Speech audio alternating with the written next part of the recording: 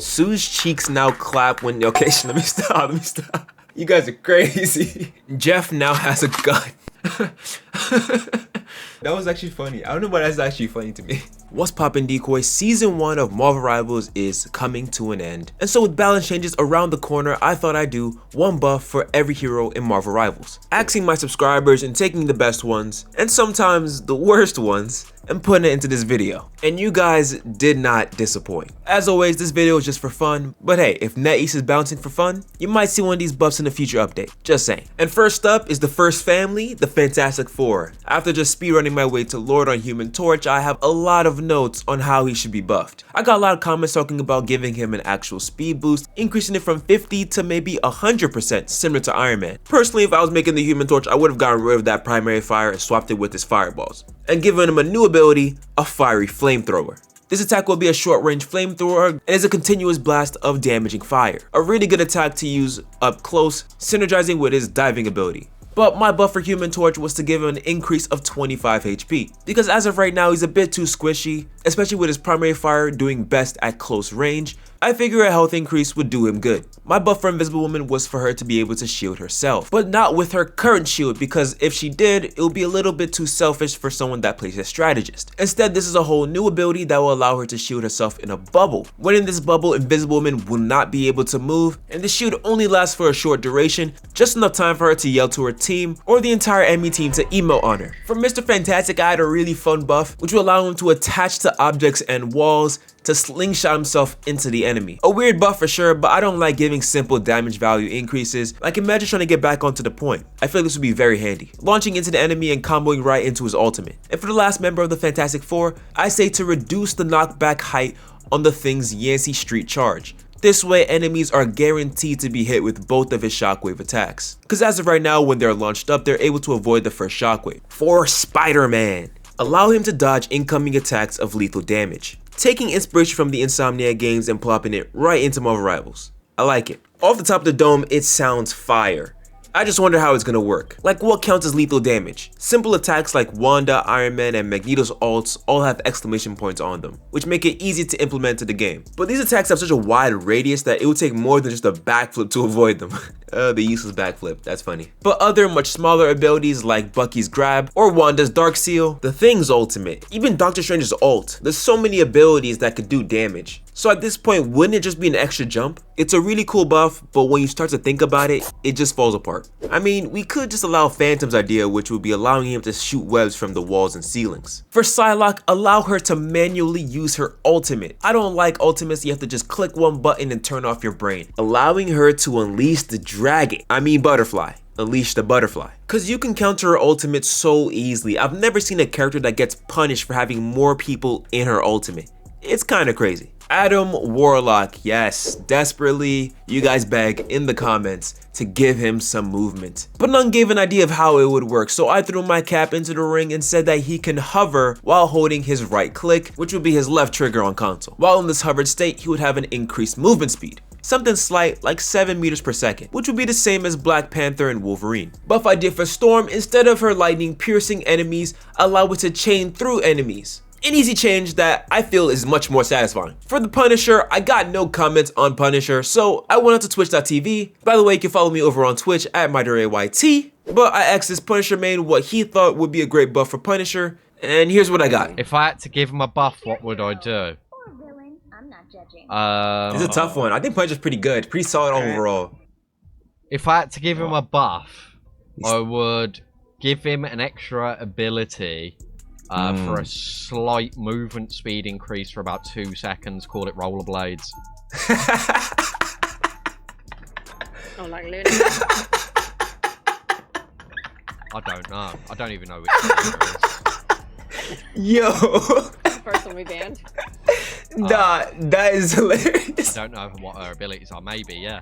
Maybe. Bro said some rollerblades. I really don't know this game.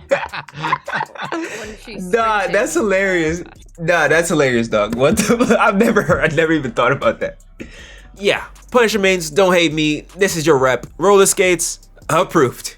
But for Hawkeye, boxing glove arrow that knocks enemies unconscious for 2 to 3 seconds. The community has been begging for Hawkeye to have some trick arrows in his arsenal. Imagine being in a team fight and then randomly just get put to sleep. I love it. Approved. A common buff idea I saw for Rocket Raccoon was to make his BRB and armor dispensary separate abilities. And instantly, I was on board. Making Rocket the equipment guy with his amplifier, BRB, and making his armory dispensary a separate ability truly separates him from the other supports, because as of right now, his respawn beacon is always tucked away. So those armor packs that are always being generated would only go to the one person that gets respawned. The buff will allow for armor packs to spawn closer to the front lines, as well as closer to line of sight while on the objective on domination maps. For Squirrel Girl, I thought to change her melee on her tail whip and allow it to knock back enemies. This will allow her to much better keep enemies at distance, so they can continue to use their one nut brain cell and spam projectiles. For Star-Lord, give him infinite dashes when in his ultimate. Look, I asked my buddy who plays Star-Lord and this is the buff he gave me, and he assured me that this would not be broken, and so I believe him.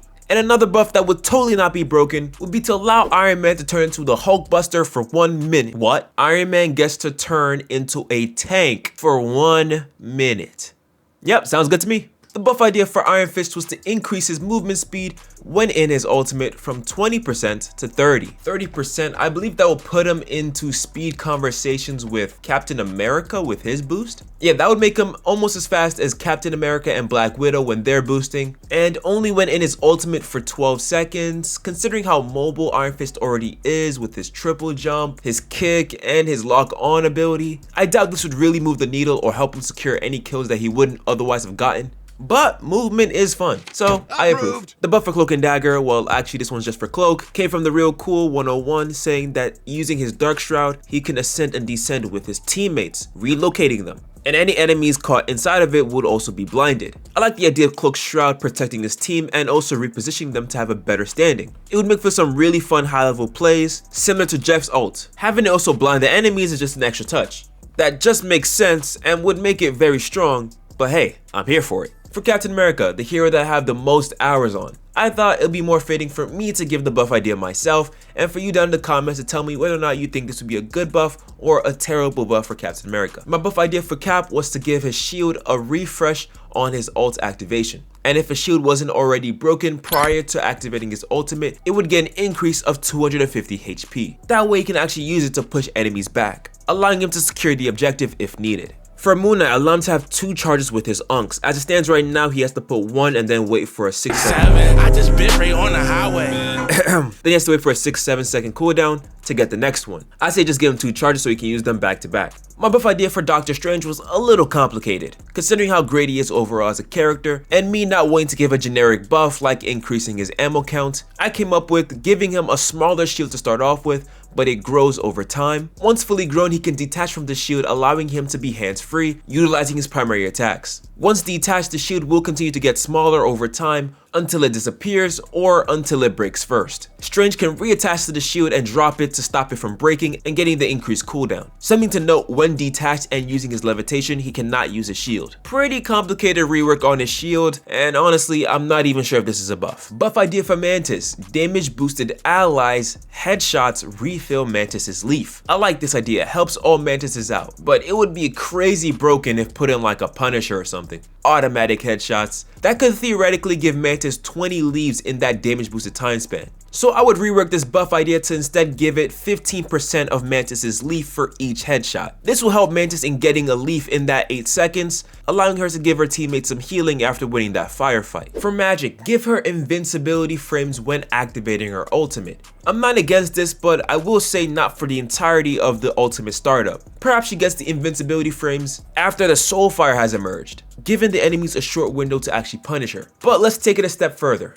Allow that Soulfire to actually do damage when activating her ultimate. Just a little bit, enough for her to get a little bit of bonus health for enemies that are hit with it, giving added survivability to this brawler's playstyle. For Winter Soldier, I actually don't have a buff for Winter Soldier. In fact, I don't think anybody in my comments actually commented a buff for Winter Soldier. Oh, wait, I just got one 2 hours ago. Winter Soldier's hook now has a bigger hitbox, and his ult recharges if you hit someone. So you can go again and again forever. Okay, Starcast, how about we meet in the middle here, okay? I'll give Winter Soldier a bigger hook hitbox, and in exchange, we don't get pure anarchy. Yeah? Okay, good. For Hela, we got allow her to steer while using her crow. Not bad, pretty mild. I'll approve it. But we also got another one from Hela that I actually really wanted to talk about, which was to give her a new team up with Doctor Strange of all people, allowing Hela to absorb the souls taken when Doctor Strange pops his ultimate, allowing Hela to heal or charge her ultimate. Now the team up with Doctor Strange and Hela doesn't make the most sense to me, but the idea of Hela absorbing souls does sound pretty cool. But between these two buffs, I'd have to go with the Soul Snatcher team up. Please, let's call it that. For Magneto, if he self-bubbles, allow him free flight. Whoa. Now this is a great idea. Instantly approved. Magneto has one of the worst passives in the game, with him barely being able to use a slow fall like after using his ultimate, giving a shield tank some peel potential just like Doctor Strange, and as it stands right now, it would make Magneto a little bit more fun to play. Because when he isn't dunking on kids or have that Scarlet Witch team up, he becomes pretty boring. For Black Widow, this comment says to give Black Widow her Widow's Bite, and this would in fact replace her batons, giving her a brief second to do a headshot. And you'd only be able to do this ability after landing your kick, allowing her to hold her own against those squishy divers, but not the beefier ones. But honestly, I'm all down for giving Widow her Widow's Bite. I just one of her more iconic abilities, shooting out of her wrist gauntlets. For Groot, allow his small walls to be doubled in thickness. If you didn't know, with Groot's walls, you can hold right trigger or left click with a smaller wall to make it longer, allowing for faster placements. So I'm saying instead of dragging from left to right, allow him to drag it downwards so that way you can double the small wall in thickness. This will be much faster than placing one wall after the other while having to back up with Groot. Surprisingly, out of 300 plus comments, I didn't get a single buff for the Hulk, but it's all good, I came in clutch and already thought of one. And that is when leaping, when he smashes into the ground, it knocks nearby enemies upwards. This wouldn't do that much damage, and it's more so about breaking up the team's formation.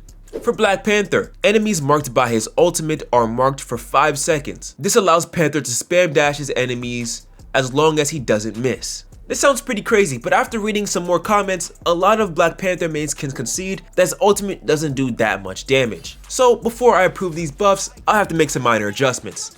I would say decrease the amount of damage his ult does right now, but enemies that are marked by his ultimate take increased damage. These marks will last for 5 seconds, meaning any damage that I took away from the ult will be placed solely on the Black Panther main to make up, as long as he doesn't miss. Whew, that sounds kinda nuts. Supports are cooked.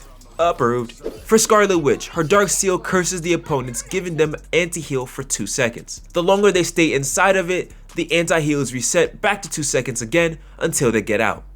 I love the idea of her cursing the opponents and giving them anti-heal. I'm assuming the stun still remains, so I'm assuming if she directly hits the enemy and they are stunned, they automatically get that anti-heal. I like the fact that Wanda doesn't have the best damage per second, and she has to use anti-heal to make up for the fact that she can't kill them as fast, by stopping the enemy from getting heals, allowing for one of her orbs to regenerate or for her to get in close, adding a little bit of brain power onto one of the simplest heroes in the game. I like that. The buff idea received for Thor was for Thor's bubble to stop projectiles, reducing the damage for anybody that's inside of his bubble. This would help Thor when engaging in his 1v1s with anyone that's inside of his bubble, whilst also assisting his team when pushing. Not bad logic. Thor is already fun to play, and with this slight buff, it would make 1v1ing that much easier for him. For Venom, I consistently saw give him another swing, and although that would be much more fun than any other buff I could think of, I decided to go with this one. Venom's dive can be used when he's in the air on airborne enemies, dragging them down. Not as fun as giving him another swing, but I think this would be more appropriate. Considering how many tanks we have in the game that just don't have the ability to attack flyers, I feel this buff is more appropriate. For Penny Parker, enemies are slowed when walking on her nest 20%. I'm not gonna lie, I thought Penny's nest already slows enemies when they walk over it, but the fact that they don't makes it a no-brainer. Makes this buff a no-brainer. Even as a Captain America main myself, and knowing that Penny is the bane of my existence, I have to say, this is a good buff. For Namor, when he's in the air, he can use his wings to propel himself forward. This passive would only work when he's 5 meters above the ground, meaning he would not be able to do so off of a jump and would need to dive off of a ledge or use his bubble. Similar to Magneto, it would make his passive just a little bit better and make the character feel a little bit more like Namor. For Loki, I thought if an enemy is hit with this backstab, their abilities are disabled. Loki is pretty mischievous, so him disabling other people's abilities does sound pretty fitting. But the main reasoning for this buff was to give a little bit more of an incentive to actually perform this backstab. As of right now, it's more of a gimmick. For Jeff, give him a new passive, allowing for players to pet him. Yeah, I've seen enough.